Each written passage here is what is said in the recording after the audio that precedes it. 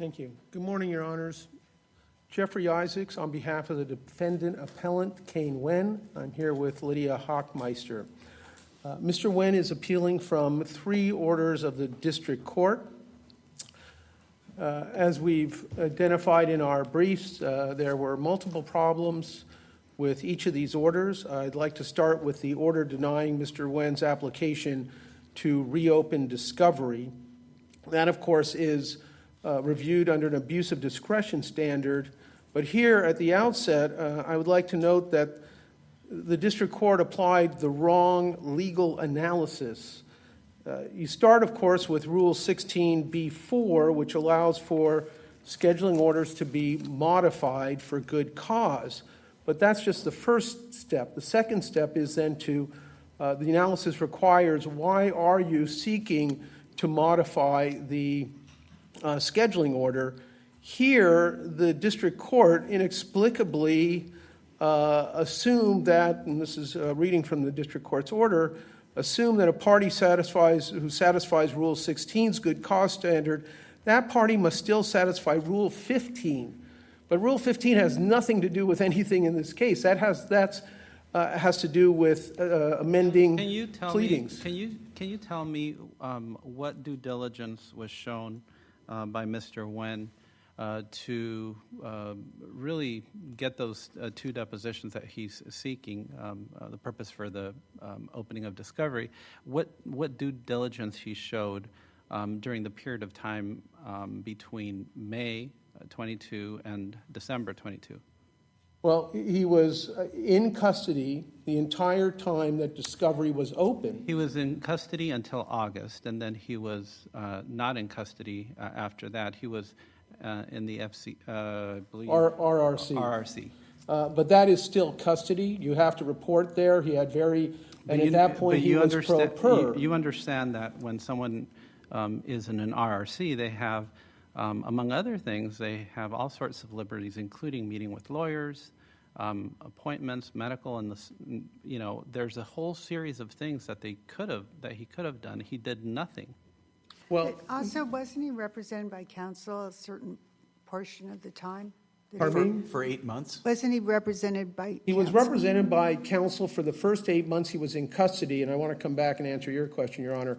He was in, for the first 8 months he was in custody, but this was all during COVID-19, and he was at FCI Sheridan and virtually had no access. I did not represent Mr. Wen in the civil case, but I did represent him in a related criminal case, and I know both myself and his civil counsel, it was impossible to really contact him. I believe his civil counsel, as Mr. Wen said, only was able to have 1 telephone conversation. They did not allow for any in-person visits. But to address your question, Your Honor, what's really important here, the key date... But to address their question, though, did he not have phone contact then? Very limited. I think it was only able to... You actually had to get permission, and he only was able to get permission for 1 telephone conference with his civil counsel. That's in the record? Yes, Your Honor. Okay. Why wouldn't his counsel have had an obligation to show diligence in taking these 2 depositions? Well, here's the thing. The motion for summary judgment wasn't filed until January 30th of 2023, after the discovery period ended, and that is when Mr. Wen first finds out that the CFPB is relying upon the declarations of Mr. Kim and Mr. Nguyen, and that's really the key, and that's why I say the problem with the analysis by the district court is it's not Rule 15, it's really Rule 56 that you apply whether he has an opportunity to then go out and get declarations or conduct discovery. But that's a product, isn't that a product of counsel conducting no discovery? I mean, you serve basic interrogatories, you have initial disclosures, presumably. So the idea that it was somehow a surprise that they moved for summary judgment based on the declarations of his the other people who he did business with. It was a surprise because the CFPB, plaintiffs didn't take any discovery either of Mr.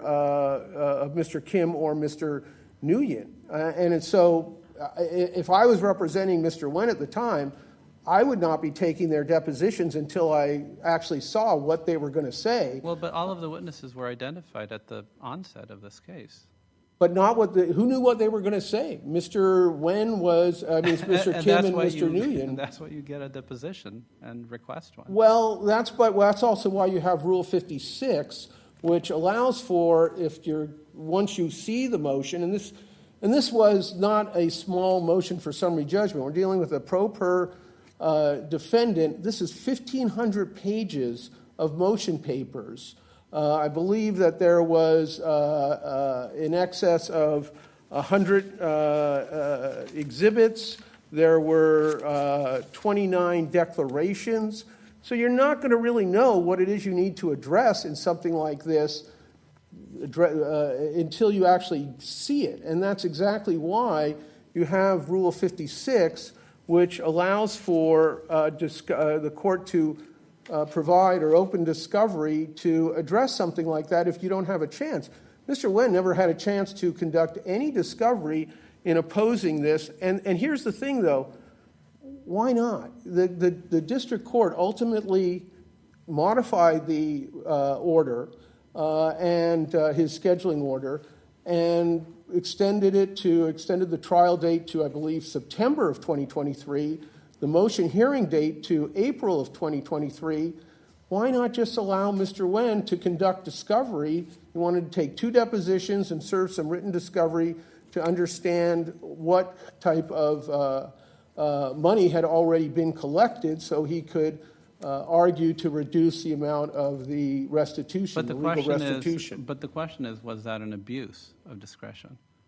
And I think under the circumstances, because first, the wrong analysis was applied, and second, again, looking at the chronology and the fact that that motion was not filed until January 30th. So even if he had conducted a deposition of Mr. Nguyen and Mr. Kim, it wouldn't necessarily have addressed the issues that they were raising in their declarations, which he was only received notice of on January 30th, if he even got the papers at that time.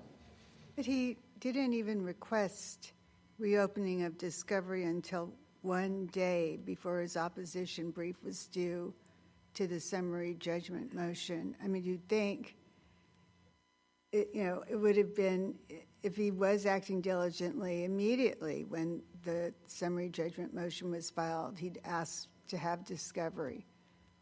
Well, first, again, it's 1,500 pages, so I don't know how long it takes to go through it and determine what you need. He's pro per, but also he was involved in discussions with the CFPB during that time, as soon as he got out, and there was a settlement conference. And so it wasn't like nothing was happening and that he was doing nothing. It's just that he did not have an opportunity to conduct the depositions. But again, since it was continued, why not give him that opportunity to actually defend himself against this motion that was seeking $250 million? But see, I don't think that's the right question. I think the question is, why would the judge have to do that, given the fact that he had an attorney who had 10 years of experience and obviously understood the rules of discovery and did nothing during that period of time, even after he was pro se? Well, again, I think the record is pretty clear that he virtually had no access to his counsel, and that was common among federal inmates at this time due to COVID. You could not meet there was no in-person meetings and very limited telephone conferences. What period of time are we talking about here? I'm sorry? What period of time are we talking about that he was actually incarcerated? He was, there's a chronology that we set forth in our reply. Until August 8th, I understand. Is that correct? That's when he was transferred then to the RRC. Correct. But again, you're talking about a period of COVID and very limited access to anything. No cell phone, no laptop, no notepad, and in a system where everything is electronic. And I think Mr. Wen showed in his declaration in support of his ex parte application that it was just very difficult, again, for somebody who is pro per to be able to properly respond to this massive motion that was addressing 22 different causes of action and the like. I want to turn your attention in some of your remaining time Sure. to the restitution. You brought up the fact you don't contest that with respect to the restitution due that the contributions of the co-defendants offsets that amount. No, that is our position, that it does offset it. Okay. But you think that that's contested by the CFPB?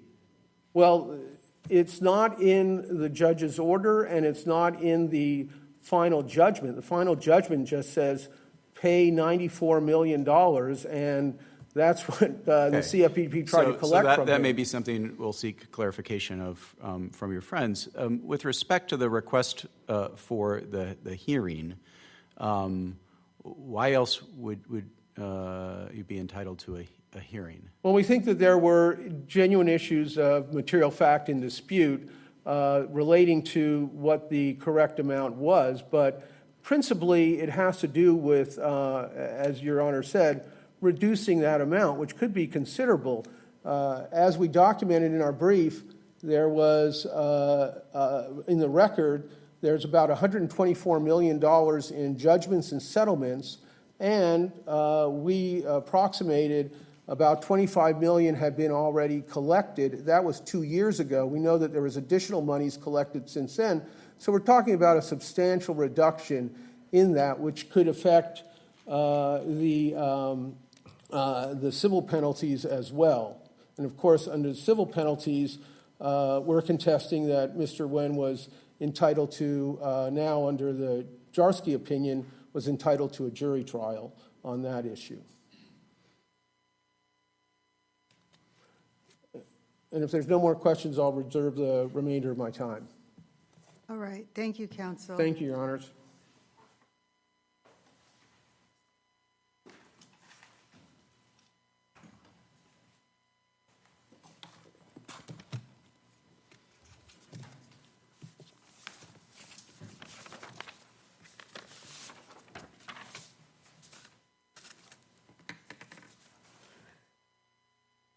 Good morning, Your Honors. May it please the Court. Amanda Krause on behalf of the Consumer Financial Protection Bureau and with their consent arguing on behalf of all plaintiffs' appellees.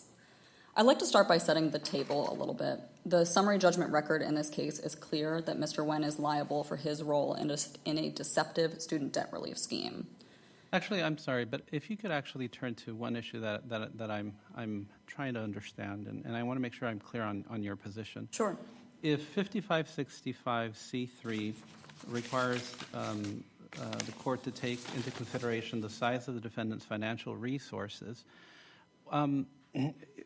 there's a pending motion, a pending pleading by Mr. Wen indicating that he's satisfied the information that was requested as to why he couldn't pay, what his financial resources were. And that's sort of out in the ether out there. I don't think that the district court has ruled on that.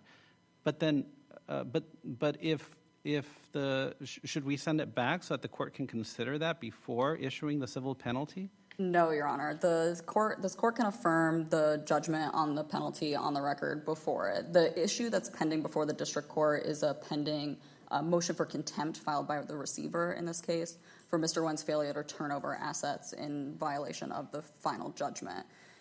In the course of that proceedings, Mr. Wen has recently raised some new evidence in opposing the judgment. But I think the question of whether he has complied with the judgment is a separate question from whether the judgment is proper in the first instance. And the new evidence that's been brought up before the district court de facto was not before the trial court when the court entered the judgment. And so if Mr. Wen believes that judgment or that new evidence should have changed the judgment, the proper avenue for that would be a Rule 60B motion. It wouldn't be belatedly raising it for this court on appeal to overturn. But so turning just to directly answer your question about the size of financial resources, to start, that was only one of many factors that the district court was required to consider in assessing the proper penalty. And the court, although it did express some skepticism about whether an ability to pay was the required that the court was required to consider his ability to pay, and nevertheless took into account Mr. Wen's sizable cryptocurrency assets that were found through an earlier contempt proceeding that Mr. Wen had concealed in violation of an asset freeze. But do you agree that even considering those concealed cryptocurrencies, that the size of that as compared to ultimately the fine, doesn't that play a role in this particular analysis? I mean, that was certainly a large amount. Fine. What was it? 140. The penalty was $148 million, but the restitution at issue in this case is over $95 million. And again, Mr. Wen was held jointly and severally liable for that $95 million in restitution. And on that point, just after my exchange with your friend, the district court, you agree that the district court order says that any amount contributed as restitution by other defendants will reduce the defendant's Absolutely. liability. So Yes. it is joint and several. Correct. The final judgment explicitly says that the order of restitution was joint and several. We do not dispute that any amounts that have already been collected should offset Mr. Wen's liability. If there was a genuine dispute of material fact as to some of his liability, then of course that may need to be recalculated. I'm happy to discuss why there in fact was not a genuine dispute of material fact. So no, there's no issue with respect to the offset. Back to the civil penalty, though, I am troubled by the fact that even though there's supposedly cryptocurrency out there somewhere, it's not real in the sense that we don't know how much it is, where it is. You know, it's just out there. And what he has shown is that he doesn't have an ability to pay almost $150 million in a civil penalty. So Mr. Wen is the one who created the uncertainty over the size of his financial resources. And again, I'll just remember that that's only one factor to be considered, weighed against many other factors, including the fact that the size of the gravity of the violations at issue in this case were very severe. Well, one of the other factors is his good faith, which the court is supposed to consider as well. Correct. So, which is what you're saying.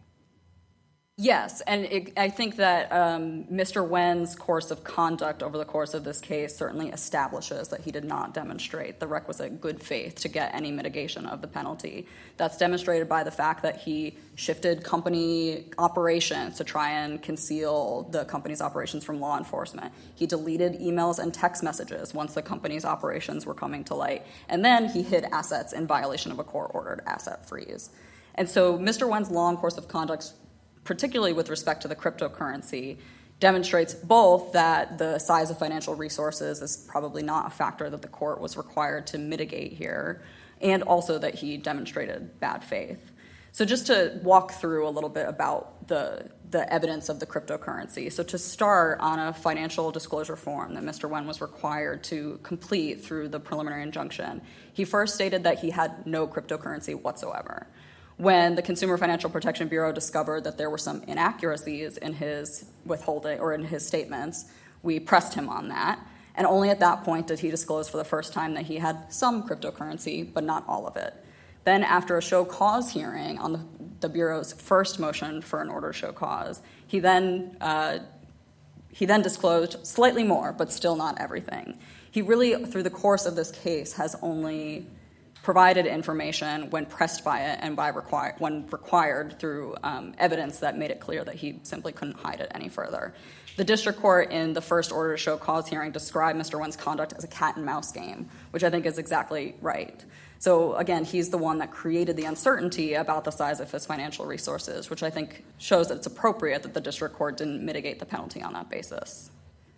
On the penalty, as I understand it, it was you counted every single day of the period, 3 violations per day. What are we supposed to do with the fact that it seems like it is unlikely that, or I guess, give me a sense of your logic here, where the violations were charging enrollment fees, which, as I understand, would be one time per client or victim. Charging recertification fees, and I think those were more periodic. And then the deceptive conduct, which would involve communication to each member of the class. What's the Bureau's theory as to what it has to show to establish that all three of those violations, some of which are quite discrete in time and periodic and not continuous, actually I think all of them are, were happening at each point in the time period? Sure, Your Honor. So the statute under 12 U.S.C. 5565C states that a penalty should be assessed for each day that a violation continues. And so here, this is a course of conduct that began on November 5th of 2015 and continued until, I believe, October 19th of 2019, excuse me. And so those practices, those company practices began at the beginning and continued throughout that period. But if the district court was supposed to take into account each individual violation, so for instance, each illegal advance fee, that would be the case of the court charging at least, or the court accounting at least 80,000 distinct violations, which if you just do that for 80,000 violations one day at the second tier of penalty would amount to, I believe it was $2.5 billion in penalty. That far exceeds. So this is the more lenient approach, actually. Indeed. Okay. So how many victims were there? Over 80,000. I don't have the precise number, but I know it was over 80,000 And consumers. that was established? Correct. Undisputed by Mr. Wen. Okay. And I'll just also note, Your Honor, to Judge Johnstone, the giving this sort of how to district courts do have discretion to consider what constitutes the violation of in a particular case and setting the penalty. It's consistent with this court's decision in the SEC v. Murphy case, the 2022 case. There was the court noted that district courts have discretion to determine what counts as a violation and can use various proxies, including the number of investors, number of fraudulent transactions. That was an SEC case, but a similar statutory scheme. I'll turn back now with the time I have to just discuss I'd like to correct just a couple of things that Mr. Isaacs raised about the motion to reopen discovery. I think Your Honor's questions make it clear that you understand there was no abuse of discretion on the part of the district court in denying that motion. I'll just note briefly, though, that there's evidence in the record that when Mr. Wen was confined in FCI Sheridan, where he claims now that he was effectively incommunicado, there's evidence showing that Mr. Wen simply refused communications with plaintiff's counsel, which prompted a motion to compel. The court did order him to compel responses to discovery. It's detailed at 1 ER 71 in the district court's order denying the motion to reopen discovery. And then also, Mr. Isaacs says that Mr. Wen didn't receive Mr. Kim's declaration until the motion for summary judgment. That's false. Mr. Wen was served with Mr. Kim's declaration in October of 2022 while he was at the residential reentry facility, where he also had access to email, including showing that he responded to plaintiff's discovery requests, written discovery requests in October of 2022. I'll turn now to addressing the motion for summary judgment. So there is no dispute on appeal that Mr. Wen is liable for the period after June 2017. The only thing that he disputes on appeal is whether he is liable for the period between November 2015 and June 2017. And there's a plethora of undisputed evidence in the record to show that Mr. Wen was both directly liable and liable as a substantial assister in violation of the TSR and the CFPA. To establish that he was directly liable for the violations, plaintiffs had to prove that he participated directly in the violation or had authority to control them, and then also that he was at least recklessly indifferent. Substantial assistance is actually a lower standard. We only had to prove that he provided some substantial assistance to the company and also had some reckless indifference to the company's conduct. I'll note that Mr. Wen barely addresses the substantial assistance standard in his briefing, perhaps because it's very clear that the standard here is met. And so I'll walk quickly through the evidence of his authority to control and substantial assistance before turning to the mental element. So on authority to control, first, there are documents that show that Mr. Wen was the company's general counsel beginning in November of 2015. He was also listed on a document as the company's chief financial officer. He was a signatory on bank accounts and merchant accounts, including accounts that were active between 2015 and 2017. He was an equal owner of the company with Mr. Kim from the very beginning. That was a point that he conceded in his own declaration opposing the motion for summary judgment. And he responded to or reviewed consumer complaints, including during the period that he calls period 1. For substantial assistance, all of that evidence clearly shows that he had the authority to speak for and sign documents on behalf of the company, which shows the requisite ability to control it for direct liability.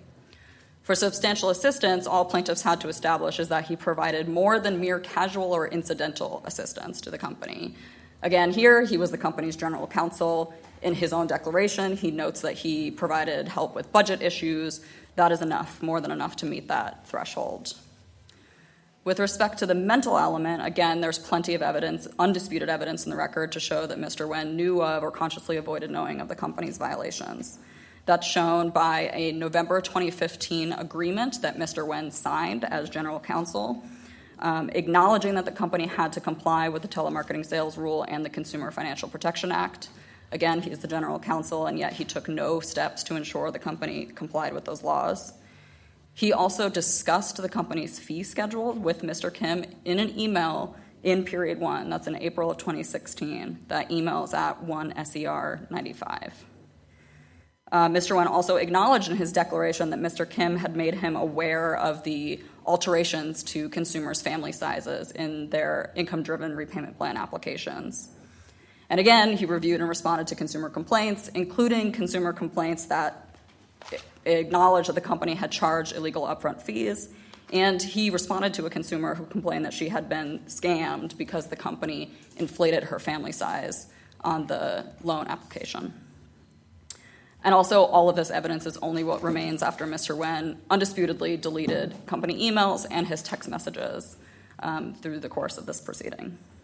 So all of this evidence is sufficient to show that Mr. Wen was liable, both directly liable and as a substantial assister in violation of those laws. Unless your honors have any further questions, we ask that you affirm the judgment below. Thank you, counsel. Thank you. Mr. Isaacs.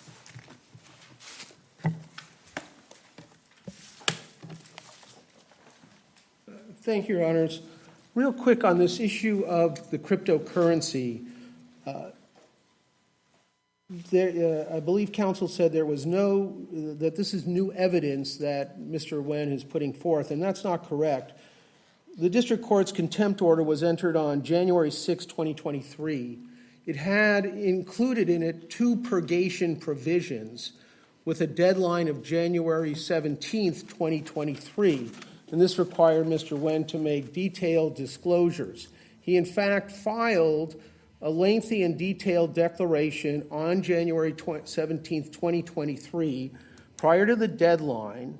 And since that time, neither the CFPB nor the receiver have ever challenged that showing made by Mr. Wen. So we have 2.5 years during which they've never challenged it.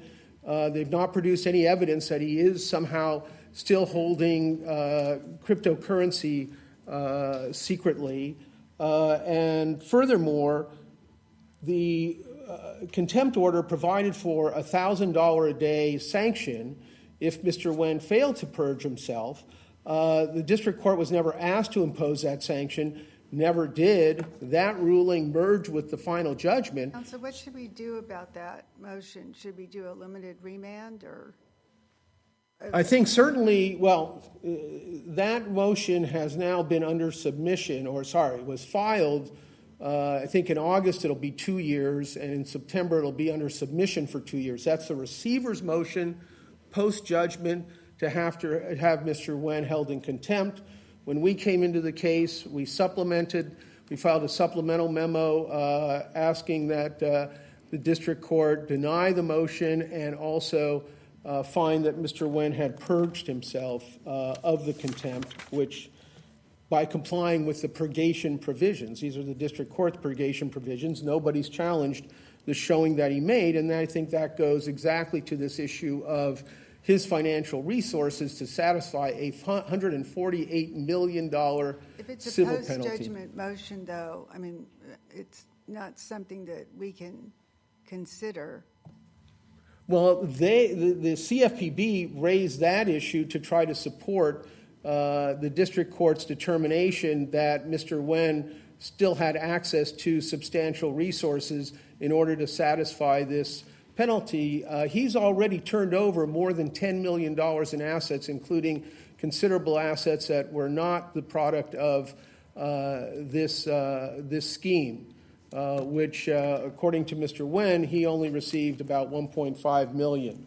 If I may have just one more minute to address a couple of the other issues. As far as that time period goes where Mr. Wen contends that he's not liable, the issue is what he knew and when he knew it. And that really comes down to the Mr. Kim's declaration versus Mr. Wen's 49-page declaration. And if you look at Mr. Kim's declaration and Mr. Nguyen's declaration carefully, you will see that there's really, and including the exhibits that supposedly support it, there's nothing in there prior to 2018 to show that Mr. Wen was actively involved in the operation. This was really Mr. Kim's enterprise. Mr. Wen became involved. He's not contesting that he would have become liable after June of 2017. But for that prior period, which is important in determining the amount of the civil penalty for sure, there are definitely issues of material fact. If the court doesn't have any other questions, I would submit. All right. Thank you, counsel. Thank you very much, Your Honors. The CFPB versus Wen is submitted, and I'm going to see if counsel for Wong versus Bondi is here. Yes, Your Honor.